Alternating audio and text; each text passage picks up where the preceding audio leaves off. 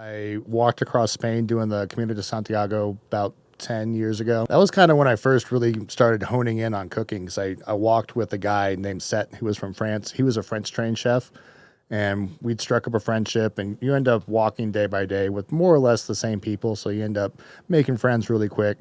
But we would walk into one of the albergues there, and I'd be like, all right, what are we going to make for dinner? Because I brought all my pots and pans and everything because I'm like that. And be like, all right, I've got some chorizo. Okay, you've got pasta. Somebody left eggs here. Great, we're going to make a carbonara. So we'd go day by day, do stuff like that. And it was actually funny by the time I was getting near the end of Camino. That's where people typically start running out of money. And earlier on in the trail, all the albergues are stocked with pots and pans, the kitchen, everything you need to cook. But by the end, so many people steal those things that the albergues have just stopped restocking them. So while I had been teased the entire way from my backpack full of pots and pans, suddenly I was everybody's best friend. And can I use your pot? Yeah. Can I have a bottle of wine? Let's go. Hell yeah, that's the way to do it.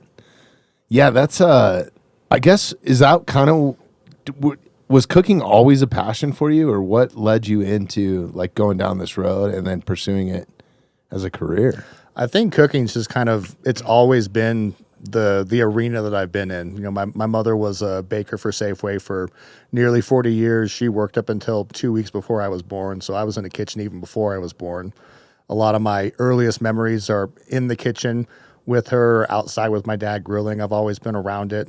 And then working at that first restaurant like I did, Monica really kind of showcased that there was more that I could do with cooking. Because prior to that, I was pretty much like frying eggs, making toast, making bacon.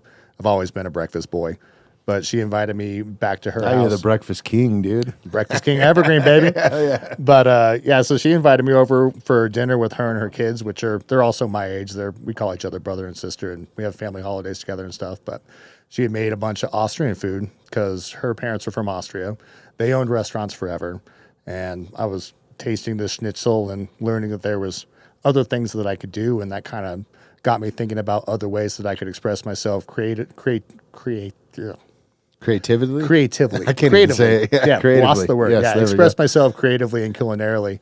And it kind of just started from there. I got hired in the restaurant. I worked at that first place for 6 years, got out for a little bit doing installation, like I said, and then God, insulation is horrible. It was not a great time. Yeah. Doing spray foam insulation in Boulder in the middle of the summer, and a house that doesn't even have AC yet, and the foam cure is at 250 degrees, and I'm dressed like Walter White all day, emptying buckets of sweat out of my boot when I'm done. Oh my God. But I saw the Wildflower was hiring. I got hired there to wash dishes. And it was like 2 weeks later, the then head chef went skiing with Colin, the owner, and managed to break his leg in such a way that his ACL tore off part of his femur. So he decided not to cook anymore. He got a job in sales, and it was only me and this guy Ryan that had been hired like 3 weeks before me. And it's like, can you cook? He's like, I think so. Put me in, coach. And the rest is history.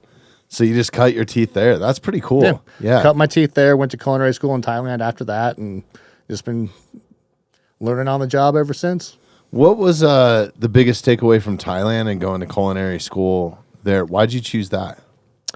I chose that mostly just because I kind of wanted to go to Thailand, wanted to explore. I ended up getting scammed in Bangkok, so it was a series of events that led to me going to culinary school there. But we had landed in Bangkok and got picked up by a tuk-tuk. Someone told us that there was this national holiday, like everything's getting booked up. You got to sign up for something now. So my friend Olivia and I were like, okay, cool, let's do that. And decided to sign up for an overnight train up north to Chiang Mai. And we were going to do like a elephant trip, go see the hill people, whatever. I was actually planning on seeing Chris Mills because he was in Koh Samui at the time on the coast. But we got on this overnight train, went up to Chiang Mai, got there, found out that was the only thing that was real. So we were just on the north end of the country with no plans, nothing to do, nowhere to stay. Shit. And we're like, all right, fuck it. Let's make the best of it. Found a place to stay, started looking through pamphlets and stuff. Like, oh, there's a culinary school. Let's do that. Because Olivia, she's Monica. So it was kind of accidental. It wasn't like intentionally, I'm going to Thailand to go to culinary school. Oh, no, it was very coincidental. Really? That's cool. But while we were there, we every day in the culinary school, you go down to the fresh market and you pick out your ingredients for the day. And they teach you this is this, this is that. This is the holy basil. This is the sweet basil. This is galunga. It's Thai ginger. You get all your ingredients and you come back. You're making curry paste by hand with a mortar and pestle.